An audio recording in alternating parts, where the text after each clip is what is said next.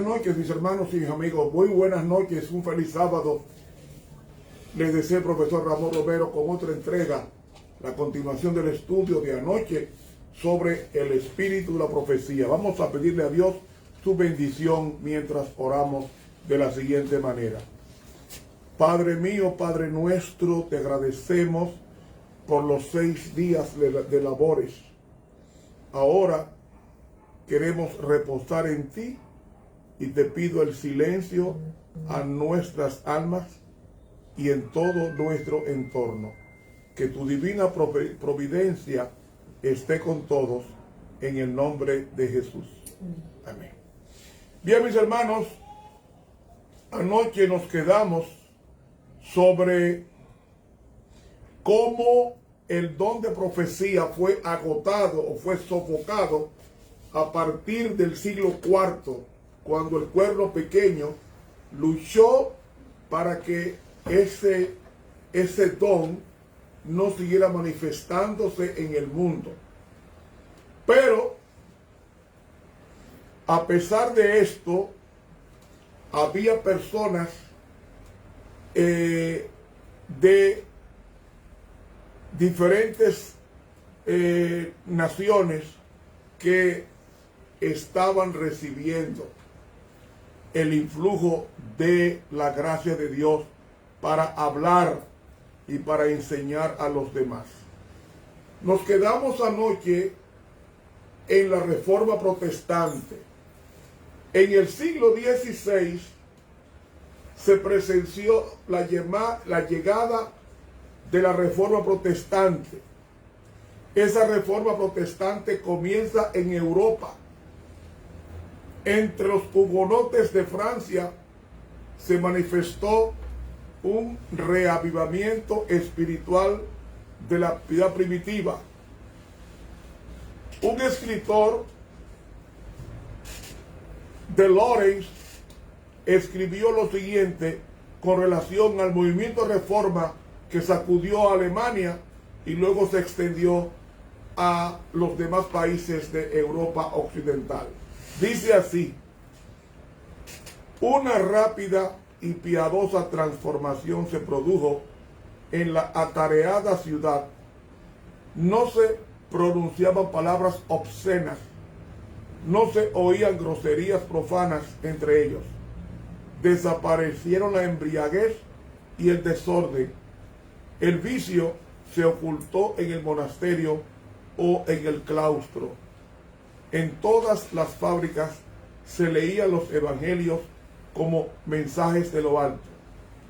Los rudos artesanos se convirtieron en creyentes refinados que buscaban siempre lo verdadero. Parecía cercano un momento de regeneración, una época de progreso admirable.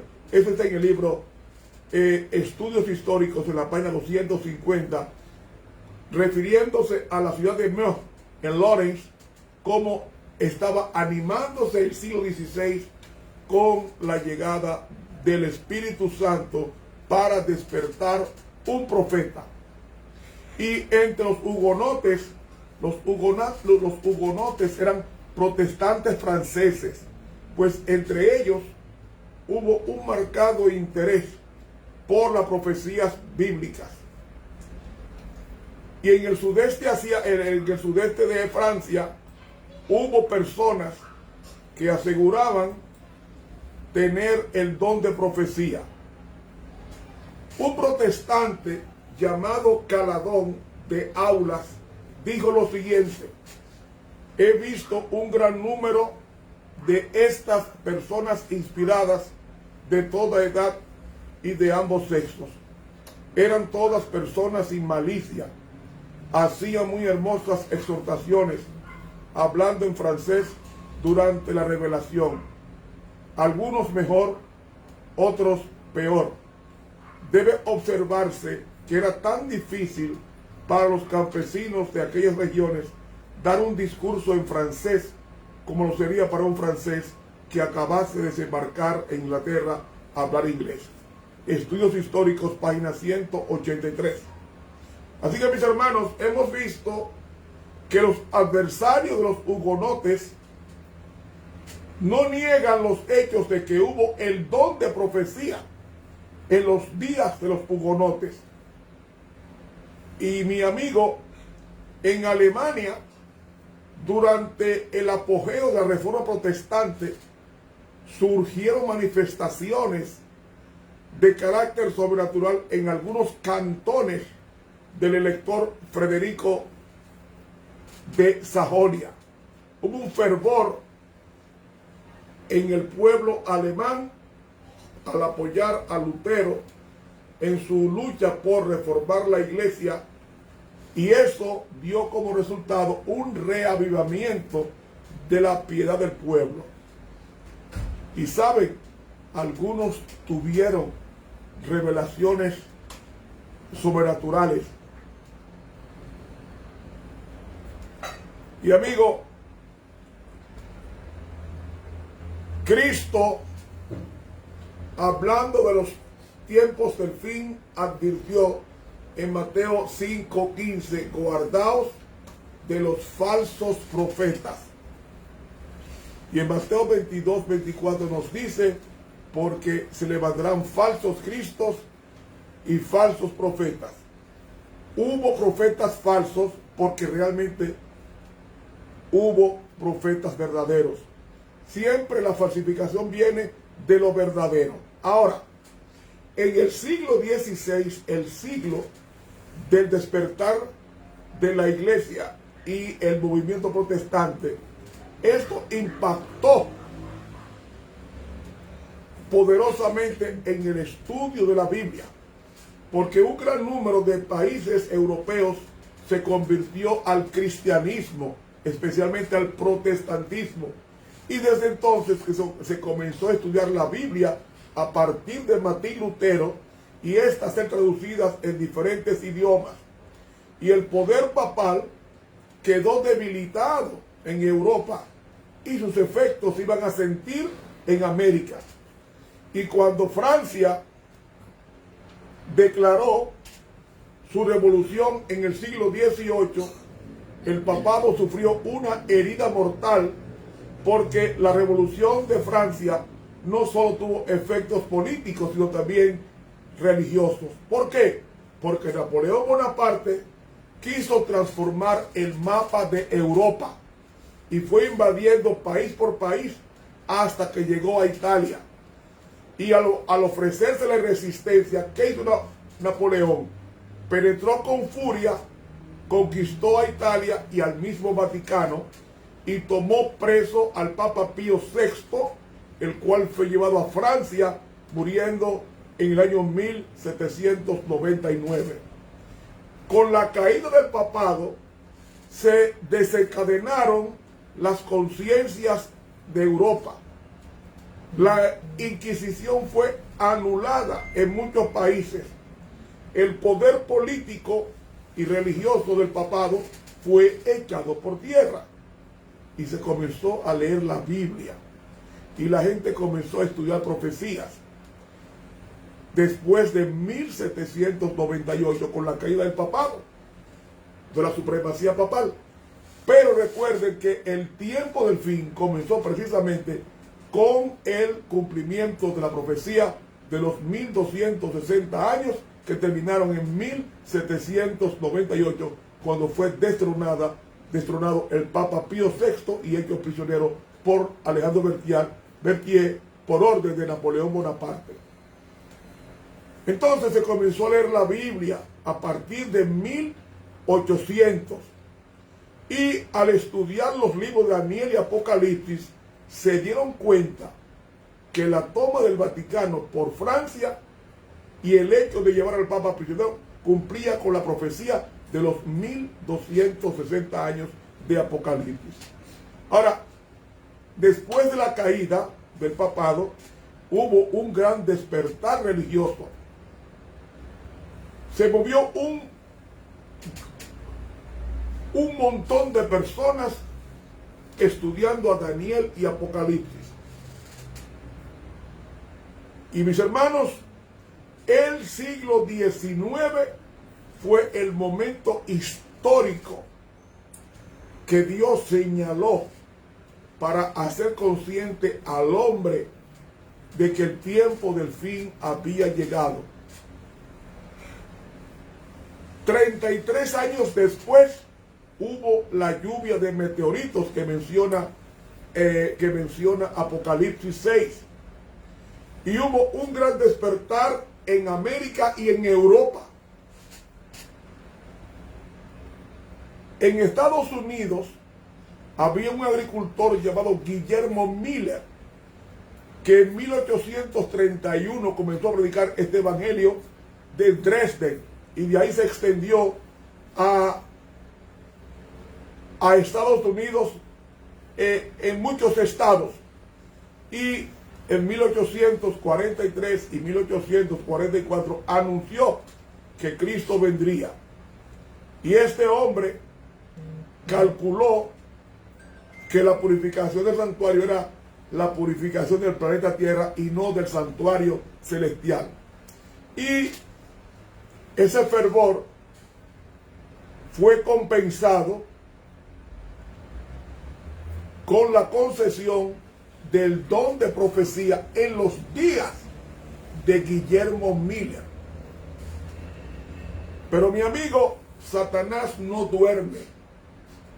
En cada época de reavivamiento espiritual de la piedad y de la fe, él despierta falsos movimientos y falsos profetas para confundir a los sinceros creyentes.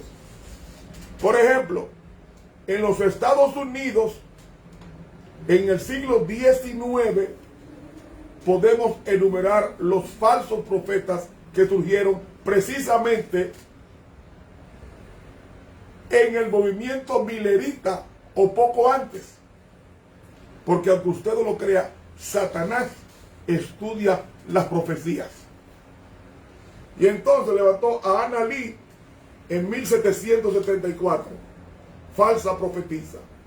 A Jemima Wilkinson en 1806. A José Smith en 1823. ¿Quién fue José Smith? El que dijo el fundador de los mormones. Y también en 1844 surgió el falso profeta C.R. George. Este último, George, dijo tener una revelación de que todos los que quisieran escapar a la destrucción venidera debían huir a las ciudades, de las ciudades a las montañas, como hizo Lot. ¿Saben qué hicieron algunos? Abandonaron sus casas y se fueron a las montañas. Lamentablemente, esas falsedades hicieron que los dirigentes de Guillermo Miller, reunidos en Albany, en Nueva York, hicieran una declaración el 29 de abril de 1845, pocos meses después del gran chasco de 1844. Y al fin, el propósito era mantener unido el millerismo y evitar que entrara a las filas el fanatismo. Y tomaron una decisión que le cerró la oportunidad a los milleritas de abrazar el mensaje adventista y una mensajera que surgió en esos días de Guillermo Miller. Entonces tomaron esta resolución que aparece en la revista Heraldo Adventista el 22 de mayo de 1845. Aquí vamos a leer el acuerdo que hubo con los milleritas para evitar el fanatismo. Oiga lo que dice. Acordamos no simpatizar ni comulgar con aquellas cosas que tienen una apariencia tan solo de sabiduría en el culto de la voluntad y descuido del cuerpo. Resolvemos que no tenemos confianza en ningún mensaje nuevo. ¿Oyeron? Ni en visión. ¡Ay! Un golpe a la señora White. Ni sueños, ni lengua, ni milagros, ni dones extraordinarios, ni impresiones, ni discernimiento de espíritu que no estén de acuerdo con la inalterable palabra de Dios.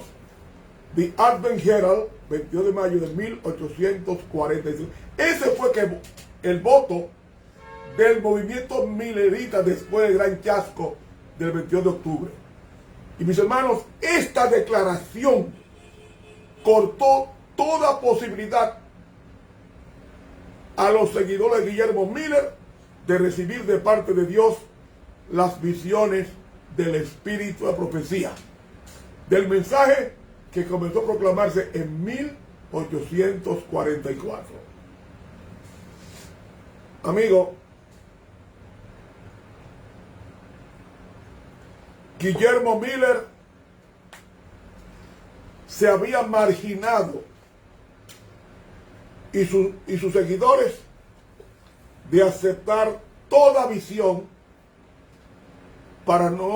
porque para ellos era fanatismo, ni sueños, ni revelaciones. Al ponerse a un lado, a marginarse, y quiero aclarar que Guillermo Miller, que murió en 1849, murió creyendo en la segunda venida de Cristo. Dice el libro Primeros Escritos, la pluma inspirada, que su tumba está marcada por el ángel que está velando para la mañana de la resurrección de Guillermo Miller. Ahora, mis hermanos, todo estaba preparado para que surgiera de la ceniza del millerismo un pueblo que había de anunciar el triple mensaje angelical. El don de profecía se manifestó en un negro llamado Guillermo Foy. En 1842, 2 años antes del chasco, en un suburbio de la ciudad de Boston, un hombre llamado Guillermo Foy, hombre de piel morena y de cabello duro, tuvo una visión de 2 horas y media, y en esa primera visión se le mostraron las glorias indescriptibles relacionadas con el pueblo de Dios y la segunda venida de Cristo.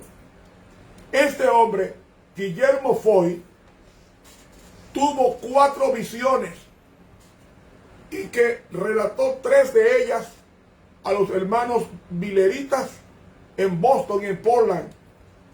Pero como él era de raza negra, y en esos días había mucho racismo en Estados Unidos, hizo su obra en forma reticente, es decir, de forma desconfianza, y en el verano de 1844 tuvo su última visión, pero el hombre no transmitió esas 4 visiones al pueblo de Dios.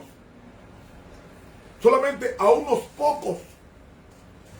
Y en el chasco del 22 de octubre de 1844 fracturó el movimiento millerita, y Guillermo Foy, aunque continuó predicando, poco a poco fue quedándose en el olvido, y Elena White recuerda haber oído a Guillermo Foy relatar una de las visiones que la señora White recibió después de 1844.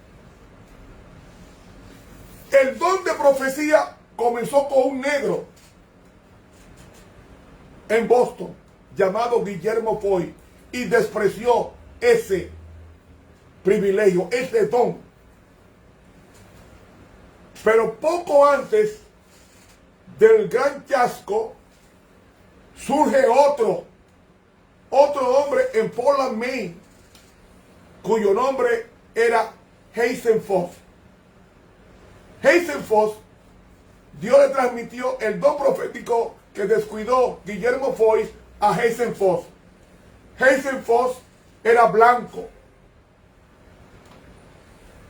joven, aceptado socialmente, creyente adventista, un buen orador y un muchacho de mucha educación. Recibió su primera visión en septiembre y a principios de octubre de 1844. ¿Qué hizo Hazen Foss con el don profético? A Hazen Foss se le mostraron 3 plataformas por las cuales el pueblo de Dios debía trasponer antes de entrar a la santa ciudad. Hazen Foss creía que Cristo estaba a las puertas, pero no entendió las 3 plataformas. Por tanto, Hazen Foss rehusó el don profético y no profetizó, sino que ocultó las 3 visiones que Dios le había dado para que lo comunicara. Dios había escogido 2 hombres, Guillermo Foy, un moreno, y a Hazen Foss, un blanco, elocuente. Y mis hermanos, se fue negando y negando, y Dios le retiró el don de profecía a Hazen Foss. Entonces, Dios le pidió que relatara al pueblo adventista, después del chasco, esas visiones para animar al pueblo adventista. ¿Sabe qué hizo él? Dijo que no. Dios le retiró el don de profecía tanto a Guillermo Foy como a Hazen Foss. Y saben, mis hermanos, esas visiones en 1844, pero en diciembre, una señorita de 17 años llamada Helena Gould Harmon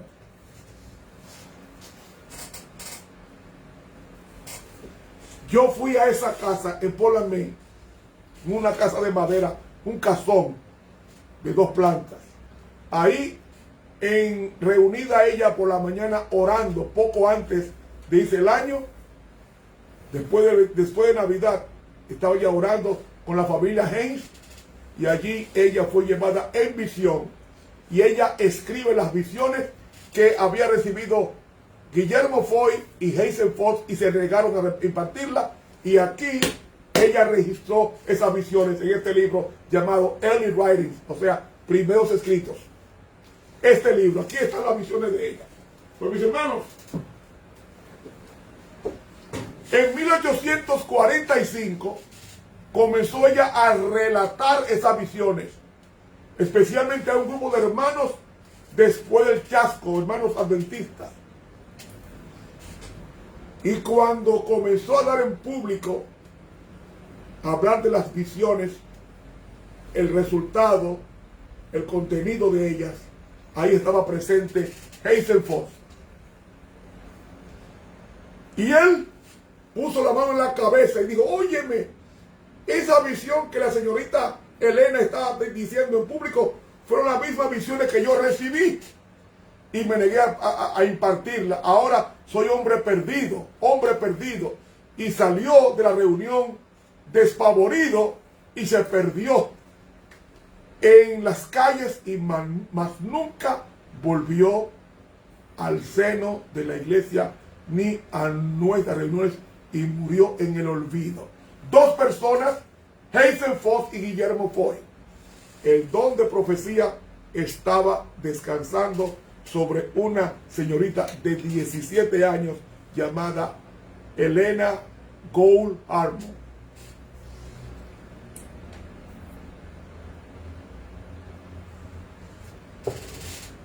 ¿Quién fue Helena Gould Harmon, que después que se casó se llamó Helena Gould White o Helena G. de White? Hay actitudes erróneas y peligrosas para la consideración de la señora White. La primera es considerarla como una mujer cristiana maravillosa, quien escribió sobre salud, sobre educación, sobre religión, pero las ideas de ella están sujetas a lo que diga el hombre y que uno puede escoger y rechazar de sus escritos y decir esto es inspirado y aquello no.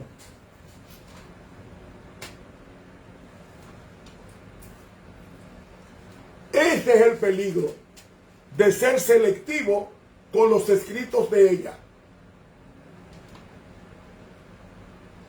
O todo es de Dios o todo es del diablo. Ella lo escribió bien claro en Joya o Testimonio en el tomo 2, lo dijo bien claro. Mis escritos llevan el sello de Dios o el sello de Satanás.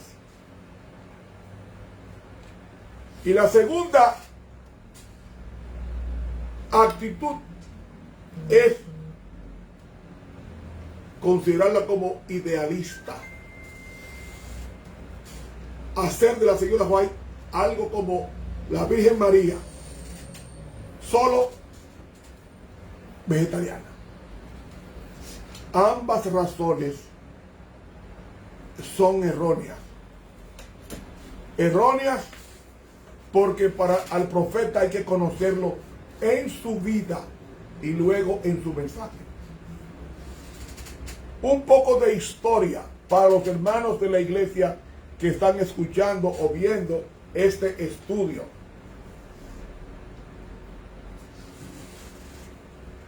En el hogar de Robert y Eunice Harmon, así se llamaban los padres de Elena White, nacieron niñas gemelas el 26 de noviembre de 1827.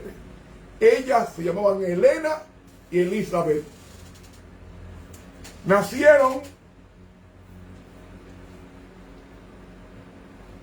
cerca de Gorham, Maine. Esa familia contaba de 8 hermanitos y era un hogar de intensa actividad. ¿Cuáles eran la familia de Elena White? Su padre se llamó Roberto Harmon. Murió a la edad de 80 años y se dedicó a la fabricación de sombreros. Su madre, Eunice Gore Harmon, Harmon el papá y Gore la mamá. Ella era ama de casa, pero Elena tuvo 7 hermanos. Uno se llamó Carolina Harmon Clough, el segundo Harry Harmon McCain, tercero John Harmon, el cuarto Mary Plummer Harmon Foss, el quinto Sarah Harmon Belder, el sexto hermano Robert Harmon y la séptima hermana gemela de la señora White se llama Elizabeth Harmon Banks. Esta hermana gemela de Elena, de los 7 hermanos que ella tuvo, 3 de ellos llegaron a ser guardadores del sábado. Pero su hermana gemela jamás aceptó las visiones de su hermana Elena White. Y tristemente, esa hermana gemela de Elena White, llamada Elizabeth, murió sin convertirse. La hermana gemela de la señora White, llamada Elizabeth, murió sin convertirse y nunca aceptó las visiones de su hermana Elena como si fuera de Dios. Y murió sin aceptar a Cristo. De los 7 hermanos, 3 guardaron el sábado. Sus hermanas mayores fueron Mary, Sana y su hermano Robert. La niñez de Elena era muy activa, una muchacha alegre. Cuando cumplió 9 años, una tarde, yo tuve el privilegio de ir a ese lugar donde ella fue apedreada en Portland, Maine, a los 9 años, por una discusión con ella era, ustedes saben, lo voy a decir por aquí, por primera vez, Elena White no era blanca. Yo traje un libro sobre la vida de Elena y un libro sobre, mira aquí, ese libro, The Genealogy of Helen Goldhardt White, la profetisa de la Iglesia de Dios del Último Día y la historia del crecimiento y desarrollo de la denominación adventista del Último Día y sus parientes afroamericanos. Ve, Elena no era blanca. Los descendientes de ella eran yo leí este libro, el viejo está marcado en inglés. Aquí están las fotografías de la familia. Elena era de descendencia africana. Aquí está el libro. Es un libro repartido a los pastores en Estados Unidos en la década a principio de siglo. Fue escrito por Charles Edward Dudley. Este libro habla de la genealogía de Elena White. Y aquí dice que ella era de familia afroamericana. Por tanto, Elena era mulata, como yo. Mulata como yo. Y a esa edad de 9 años, una jovencita de piel blanca se disgustó con ella en un sentido por su color, porque ella vivía en un barrio de blancos. Y recuerden que en esa época había racismo muy marcado. Un blanco no podía comer con un negro. Había segregación racial. Y la niñita le lanzó una piedra a Elena White. La niña estuvo inconsciente por 3 semanas. Y después de salir de la cama apareció un esqueleto, su nariz deformada, un monstruo. Quiso retornar a clase, pero no pudo. Sus manos temblaban. No pudo estudiar. Apenas terminó el 2º año de la primaria. Y en ese tiempo no había cirugía plástica. Y mis hermanos, las compañeras de clase no querían juntarse con ella. Y dice ella, aprendí la amarga lección que nuestra apariencia personal a menudo hace la diferencia del trato que uno recibe de la gente con quien se relaciona. Lo más amargo que tuve que apurar fue la realidad de no poder continuar mis estudios y no lograr una educación. ¡Wow! Tuvo que retirarse después de 2 años de la primaria. No podía seguir estudiando. Pero a esos hombres y mujeres débiles los llama Dios al ministerio. Y en 1840, ella y sus padres asistieron a un campamento metodista en Boston, allá en Maine. A la edad de 12 años, Elena entregó su corazón a Dios y fue bautizada por insistencia de ella por un pastor metodista en las aguas del Océano Atlántico. Y fue recibida Elena White como miembro de la iglesia metodista. Pero ella, junto con otro miembro de la familia, siguió asistiendo a las reuniones. Y cuando llegó Guillermo Miller y sus asociados, ella se unió al movimiento milerita en 1843 y trabajaba mucho. Y mis hermanos, en la época crítica, cuando muchos vacilaron en la fe, Helena Harmon se unió una mañana después de Navidad de diciembre a 4 hermanas en el culto familiar en una casa de un creyente en Portland, Maine. ¿Qué estaba ella mirando? Dice aquí este libro.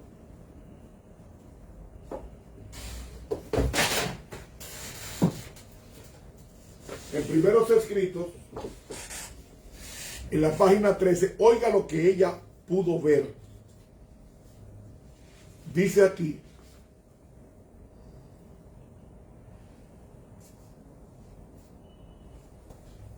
en aquel tiempo visité a una de nuestras hermanas adventistas y por la mañana nos arrodillamos en el culto familiar. No había excitación y solo nosotras, 5 mujeres, 4 más ella, estábamos allí. Mientras yo oraba, el poder de Dios descendió sobre mí como nunca lo había sentido. Quedé arrobada en una visión de la gloria de Dios. Me parecía estar elevándome cada vez más lejos de la tierra y se me mostró algo de la peregrinación del pueblo adventista hacia la santa ciudad, según lo narraré a continuación.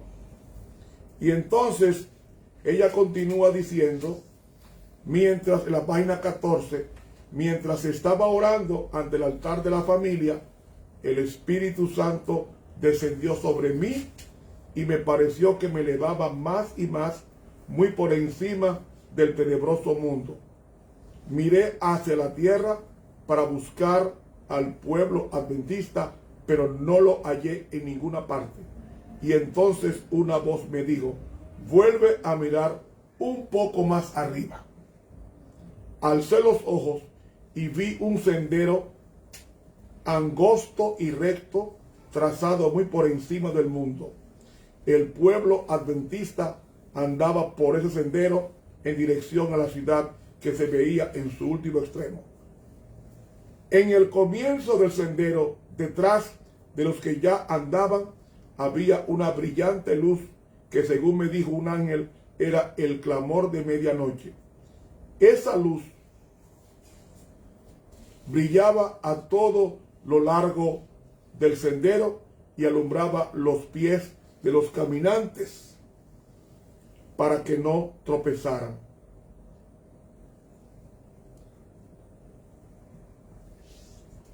Y sigue diciendo, delante de ellos iba a Jesús guiándolos hacia la ciudad, y si no apartaban los ojos de él, iban seguros. Eso es en la página 14. Y luego, en la página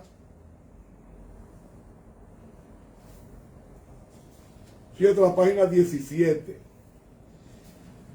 es interesante. Y dice al final, la página 19, dice ella, entonces un ángel me transportó suavemente a este mundo oscuro. A veces me parece que no puedo ya permanecer aquí. Tan lóbregas me resultaban todas las cosas de la tierra. Me siento muy solitaria aquí, pues he visto una tierra mejor. Ojalá tuviese alas de paloma, echaría a volar para obtener descanso. Primeros Escritos, páginas desde la 13 hasta la 20, no lo leí entera tampoco, está todo eso. Eso fue lo que ella vio en su primera visión.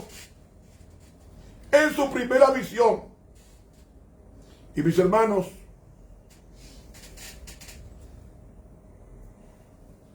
cuando ella fue llamada,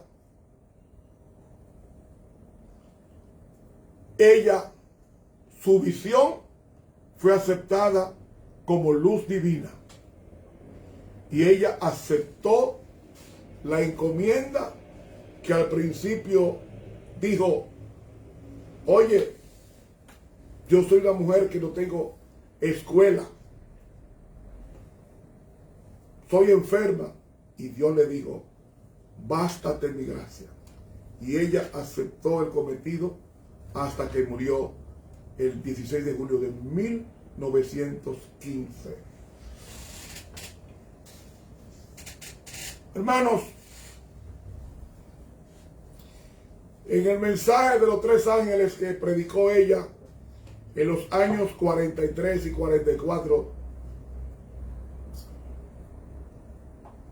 del siglo XIX, mientras ella viajaba a Maine, a Orrington, Maine, ella conoció a un joven predicador adventista de 24 años que se llamaba Jaime White. Él nació en Maine en 1821. No tuvo la oportunidad de una educación formal por su salud. Y entonces, él, con poca escuela, siendo muy joven, abrazó el movimiento millerita y pasó por el chasco amargo del 22 de octubre de 1844. En el año siguiente conoció a Elena White, Elena Harmon, y trabajaban juntos predicando el evangelio. Y ese salir siempre a predicar, un día Jaime se enamoró de ella y luego se casaron el 30 de agosto de 1846. Ella tenía 19 años y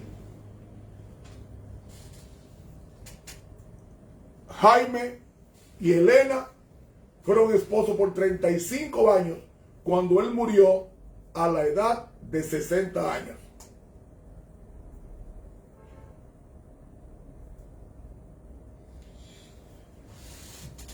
En los primeros días de su vida matrimonial, ellos afrontaron pobreza, aflicción.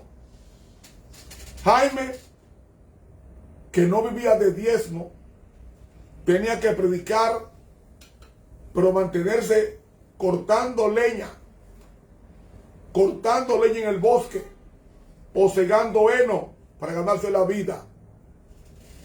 Y amigo, no había salario para los pastores en esos días.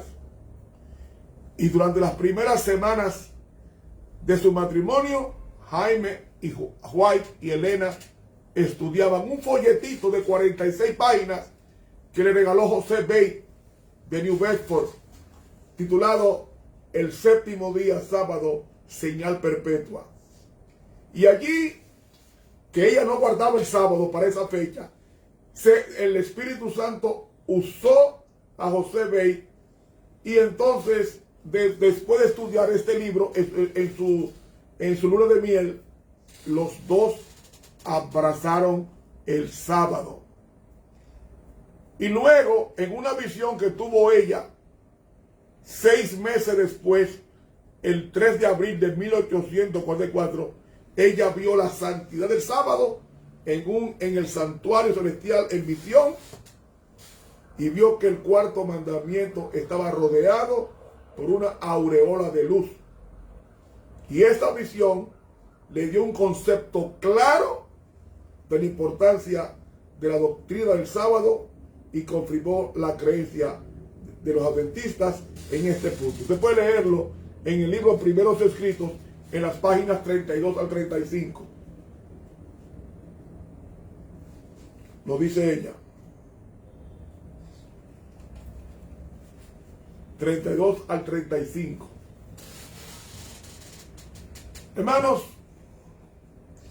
ella no solamente escribía, también era esposa y era madre. Y tenía que cocinar. Pero en 1852, Los hermanos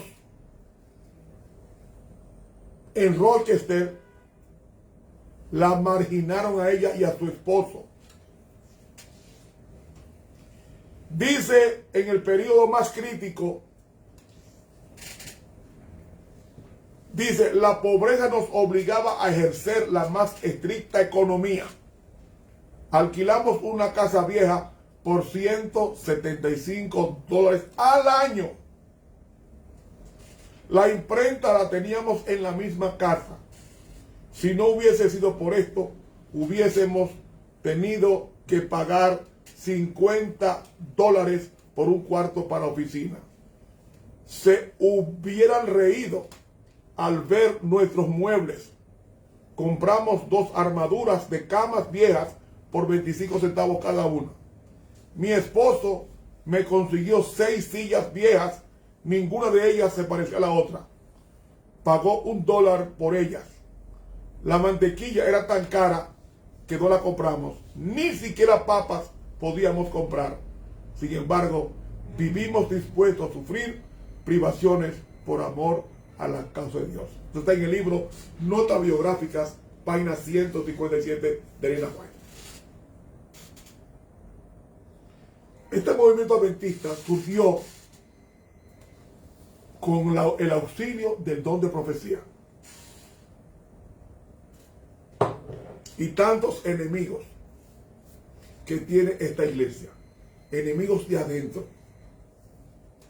De adentro. Tantos enemigos. No saben cómo surgió este movimiento. Ojalá que estos estudios te animen a ti a guardar respeto por tu iglesia. Aunque ella ande mal, Dios la va a limpiar. Grábese esto. Dios va a limpiar a su iglesia. El 16 de agosto de 1865, su esposo Jaime sufrió un ataque de parálisis. Y en 16 años tuvo 3 embolias. Resultado, vendieron la casa en Battle Creek y se puso a Greenville a vivir. Mis hermanos, cuando ella regresó a Battle Creek en Michigan, que estaba ausente por la enfermedad de su marido, que se quedó atendiéndolo, dice ella, mi esposo se decepcionó tanto por la fría recepción que encontró entre los hermanos de Battle Creek. Yo también lo sentí mucho. Regresamos a Battle Creek con la esperanza de oír palabras de ánimo y me es triste decirlo, fuimos recibidos con frialdad por parte de los hermanos de aquel lugar. Testimonios para la iglesia, tomo 1, página 579. Uno de los problemas suscitados en el seno de la familia White fue la forma en que su hijo Exxon manejaba su conducta. El padre Jaime quería ser duro con él y ella, Elena, quería que su hijo se convirtiera, pero con amor. Como Jaime White le dio 3 embolias, él sufría de mal humor y eso contestaba mal en ocasiones a su esposa Elena y había fricciones. Pero la salud precaria del pastor White los obligó a viajar a Texas en el invierno. Y allí un hombre bien conocido que yo respeto mucho, está muerto, Arturo Daniels, y su esposa, quien fue después presidente, a principios del siglo XX fue presidente de la Asociación General. Él se unió con su esposa María a la familia White y Arturo fue enfermero del pastor White y María, su esposa, era cocinera y ama de la casa. Luego, el 6 de agosto de 1881 murió Jaime White. Y yo recuerdo la lectura hace muchos años, que cuando su esposo murió, ella se paró frente al cadáver en pleno servicio fúnebre y ella prometió continuar la obra que Dios le había confiado, aunque quedara privada de la compañía de su amado esposo. Dice el mensaje traído tomo 3, la página 73. Ella dijo: desde hace 21 años, cuando fui privada de mi esposo por la muerte, no he tenido ni la más remota idea de casarme de nuevo. ¿Por qué? No porque Dios me lo haya prohibido, sino porque el estar sola era mucho mejor para mí. Mensaje directo, tomo 3, página 73. Elena tuvo 4 hijos. Yo tuve el privilegio de ir allá a Michigan, donde ella está enterrada junto a su esposo y sus 4 hijos. En el otoño de 1860, la familia White se componía de 6 miembros, con 4 niños activos, cuyas edades eran de semanas a 13 años. El primogénito de ellos se llamó Henry, un joven alegre que murió, tiene una voz preciosa. Cuenta la historia que Enrique cantaba precioso, tocaba piano y murió de neumonía en 1863 a la edad de 16 años. Su segundo hijo nació en 1849, llamado Exton. A los 14 años aprendió el oficio de impresor de su padre y después de ser un joven rebelde, se convirtió y llegó a ser ministro y llegó a ser un popular escritor y compositor adventista. Él trabajó con los negros del sur. Murió en 1929. Otro hijo, William Clarence, nació en 1854. Este joven andaba con su madre y fue el fiel compañero de su mamá después que su papá murió, y fue nombrado como secretario de White State, supervisando su trabajo por más de 20 años. Y el menor, Heriberto, nació en 1860. Murió a los 3 meses de edad por causa de una erisipela.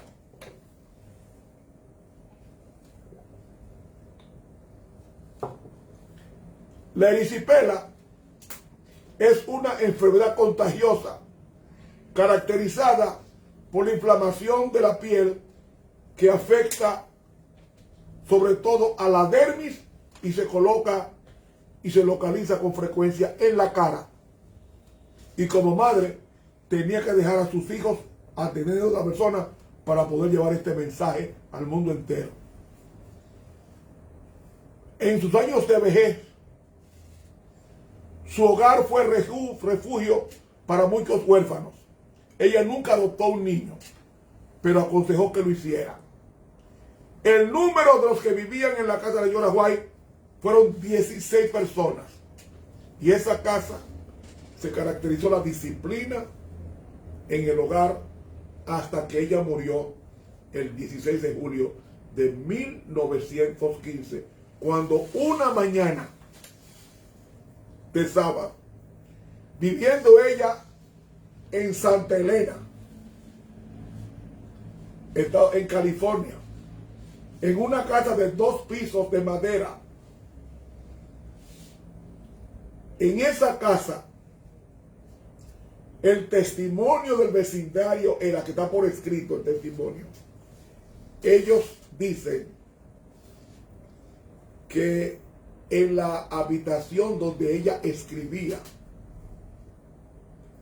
en la madrugada los vecinos veían la ventana abierta y ella escribiendo los mensajes de Dios, y al lado de ella había un joven resplandeciente junto a ella indicándole lo que había de escribir, que ella llama en varios libros mi guía o mi joven acompañante.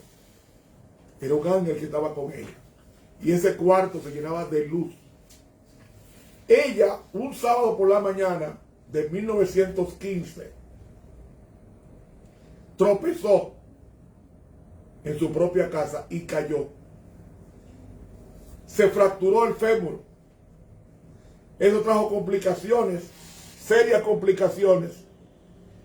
Y la señora White fue postrada en cama. No podía valerse por sí misma. Yo recuerdo en la lectura que yo he tenido, las investigaciones que he tenido,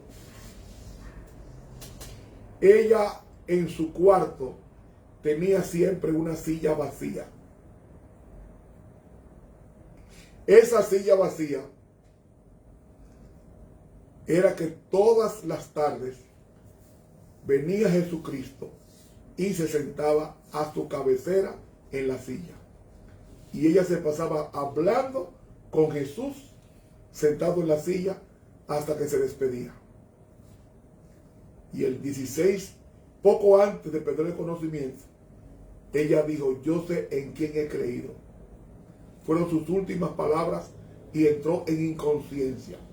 Y el 16 de julio de 1915, a la edad de 87 años, Elena G. de White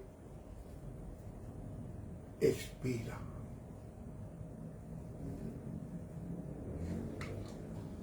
Esa muerte sacudió al mundo protestante, especialmente al mundo adventista. Para ayuda a los hermanos, el Antiguo Testamento, la iglesia del Antiguo Testamento, fue fundada por 3 hombres llamados Abraham, Isaac y Jacob, los 3 padres de la patria del judaísmo. Los padres de la patria de la iglesia adventista son 3: Jaime White, Elena White y José Bey. Yo lamento que haya hoy en nuestra iglesia hermanos que no creen en el don de profecía que descansó sobre esta mujer. No voy a entender cómo es que la fundadora del mensaje adventista no sea respetada por muchos hermanos de nuestra iglesia, incluso algunos pastores que no creen en ella, que tuvo el don de profecía. Unos lo llaman vieja decrépita, así como usted oye. Otros dicen: no me hable, hermana Joel, para mí la Biblia sola. La hermana White no sustituye la Biblia. Ella es la luz menor para llevarnos a la luz mayor, que es la palabra de Dios. Y sobre esto vamos a hablar la semana próxima. No doy estos diarios porque tengo mucho trabajo que hacer. Sería para mí un esfuerzo sobrehumano dar estos estudios diarios.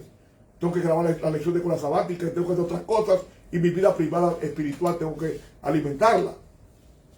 Pero mis hermanos, ninguna persona puede llamarse adventista si no cree en sus fundadores, como ella, que fue una de los 3 fundadores de nuestra iglesia.